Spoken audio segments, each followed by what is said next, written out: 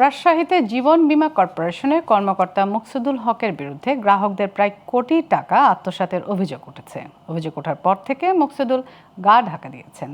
গ্রাহকদের দাবি, প্রতারণার বিষয়টি প্রকাশ্যে আসার পর কর্তৃপক্ষ মুকসুদুলকে বরখাস্ত করলেও তার বিরুদ্ধে কোনো মামলা করেনি।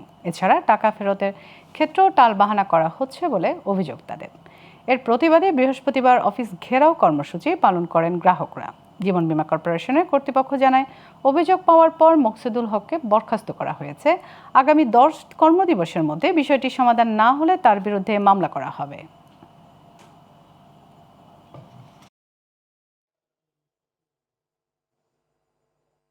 এটা এখনো যায়নি। 13 তারিখে চিঠি ইস্যু হয়েছে, উনি পাওয়ার পর 10 কর্মদিবস, সেটা এক সময় এখনো যায়নি। এটা আন্ডার প্রসিডিং আর কি। পরে তখন ওই মানে আমরা তো ব্যক্তিগতভাবে এই অফিস কোনো সিদ্ধান্ত নিতে পারবে না। এমডি মহোদয় যেটা নির্দেশ দেবেন সেই মধ্যে সেই উনি যে দিয়েছে সেই চিঠি ওনার ফাইল আমরা রেখেছি আর আমরা পাঠিয়েছি। আমরা চেষ্টাও করতেছি যে হ্যাঁ উনি স্বীকার করেছেন এবং ওই 300 টাকার স্ট্যাম্পে লিখিত দিয়েছেন